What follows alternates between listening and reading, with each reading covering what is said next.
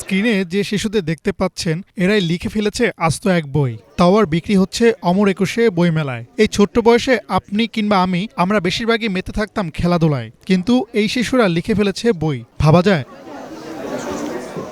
আমরা হলাম ছোট্ট শিশু, স্বাধীনভাবে বাঁচতে চাই, সন্ত্রাস হানাহানি হতে মুক্তি চাই, শিক্ষা দীক্ষা গ্রহণ করে সোনার বাংলা গড়তে চাই। কবিতার এই লাইনগুলোর মতো সোনার বাংলা গড়তে হলে আজকের শিশুকে সুন্দর একটি পরিবেশ দিতে হবে। একটি শিশুর মানসিক বিকাশ হয় তার পরিবার ও বিদ্যালয়ে।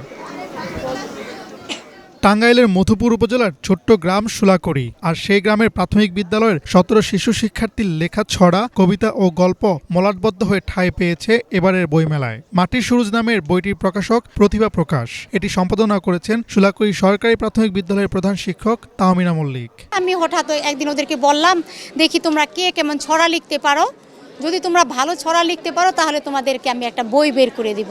তো আমার ৩৬০ জন ছেলে মেয়ে, প্রায় ২৫০ ছেলে মেয়ে লিখলো। ওদের মধ্য থেকে আমি ১৭ জনকে বাছাই করলাম। আর যেহেতু আমি ওদের কথা দিয়েছিলাম, তাই ওদেরকে এই বই প্রকাশের সুযোগ করে দেওয়া। আসলে একজন মানুষ বা শিক্ষক হিসেবে আমার কাজ হচ্ছে ওর ভিতরের ওকে জাগিয়ে দেয়া।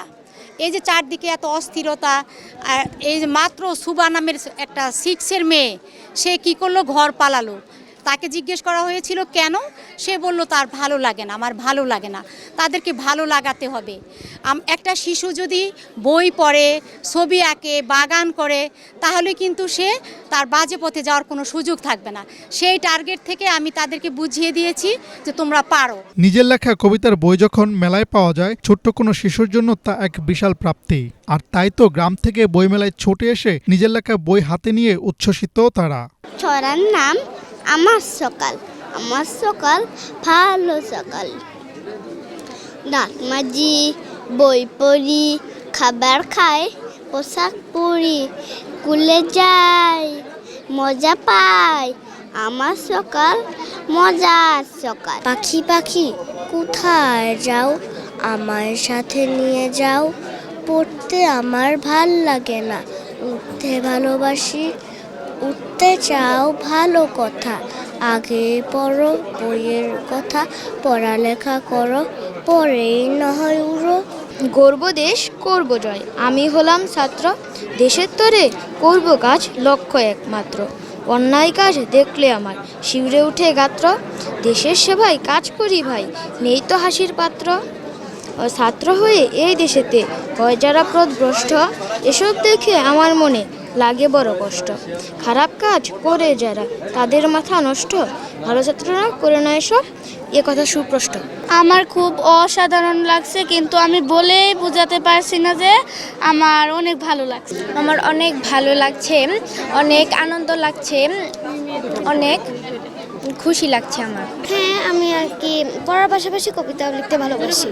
কেমন লাগে তোমার কবিতা লিখতে? কবিতা লিখতে ভালোই লাগে, মাঝে মাঝে লেখা হয়। আর লিখতে চাও সামনে? হ্যাঁ, নিয়মিত লিখতে চাও? নিয়মিত না হলেও সপ্তাহে তো 1-2টা লিখতে চাই। সন্তানদের কবিতা গল্প নিয়ে বই প্রকাশ করায় আনন্দিত অভিভাবকরাও। স্কুলের এমন উদ্যোগের প্রশংসা করছেন তারা। আসলে আমাদের সোলাকুড়ি সরকারি প্রাথমিক বিদ্যালয়, এটা আমাদের টাঙ্গাইল জেলায় একটা অন্যতম সেরা প্রতিষ্ঠান। এবং এই সহপাঠ্যক্রমিক কার্যক্রমগুলোর মাধ্যমে ম্যাম যেভাবে বাচ্চাদের প্রতিভা প্রকাশের সুযোগ করে দিচ্ছেন, এটা আসলেই দেশে একটা অনন্য দৃষ্টান্ত হয়ে থাকবে বলে আমি মনে করি।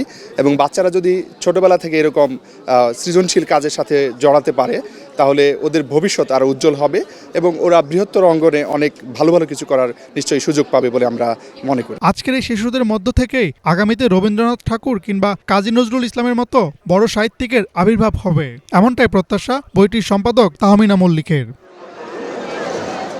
হাসনাত জুবায়ের, বাংলাভিশন, ঢাকা।